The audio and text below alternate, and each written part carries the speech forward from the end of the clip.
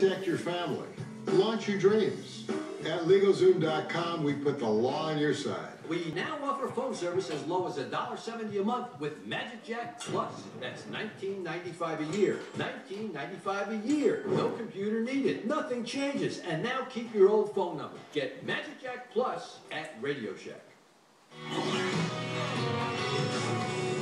With all the drama surrounding the Straight of Hormuz, many assume that we need Middle East for our energy. Well, a proposal in Alaska is a sign that the United States is more energy independent than most people think. Liz McDonald, she joins us now with more on the story, and we're hearing this kind of stuff more and more. That maybe this is an amazing development.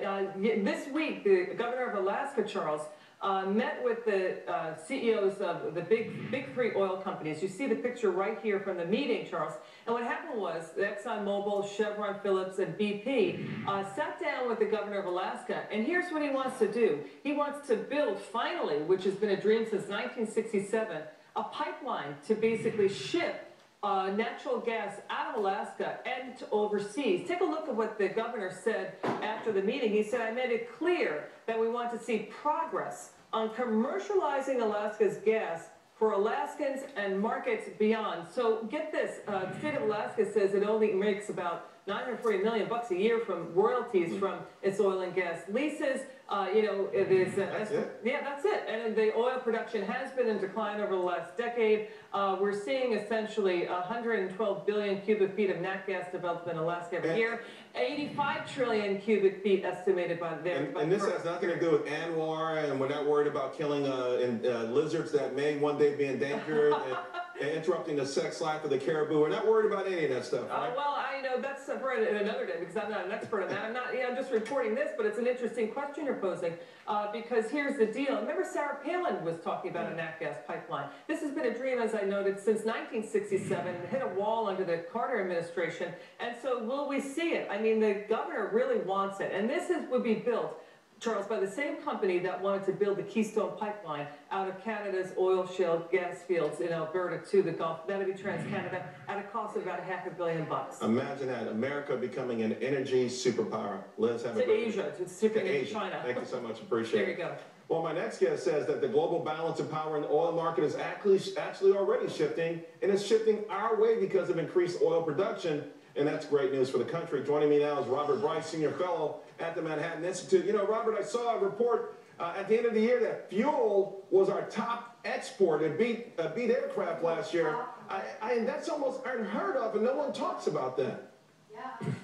It is remarkable, Charles. In fact, if the U.S., given the U.S. export levels now, the U.S. could rightly claim to be a member of OPEC. We're exporting now, most recent numbers, about 3 million barrels a day of refined products. And this has happened largely under the radar. Yes, the U.S. is still importing a lot of oil, but we're taking a lot of that oil imported oil rather, and processing it and then re-exporting it, and that's good. It's creating American jobs. This is the kind of manufacturing that politicians say they want, and that's happening right here, right now.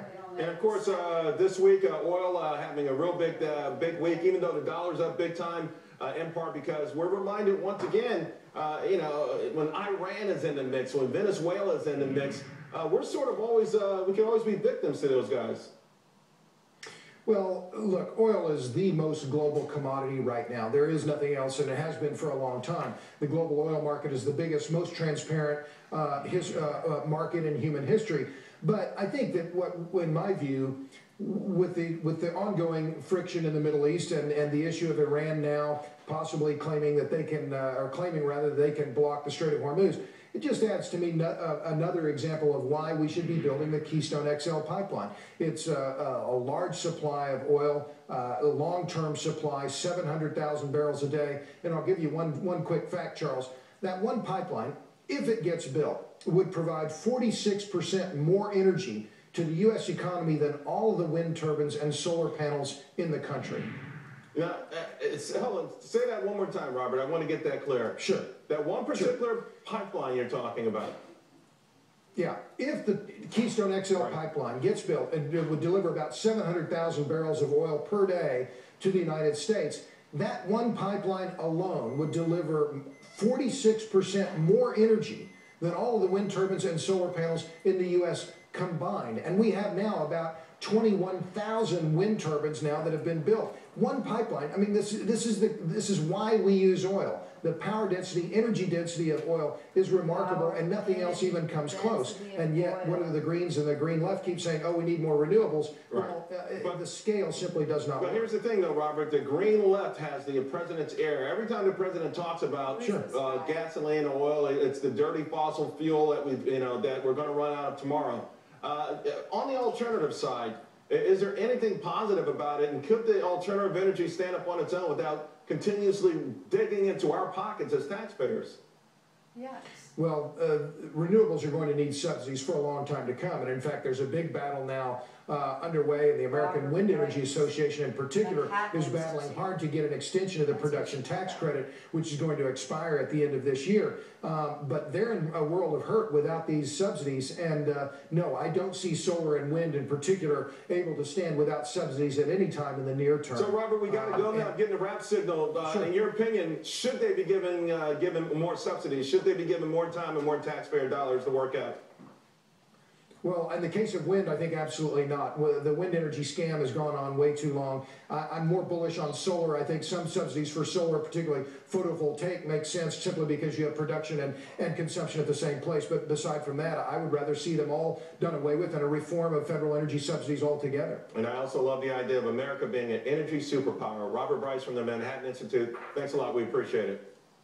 Thanks, Charles. Okay. Now, here's my take on this new market trend that we're seeing. The decoupling of our market from the problems in Europe. The euro is down again against the dollar, and a few weeks ago, this would have translated into a gigantic drop on Wall Street.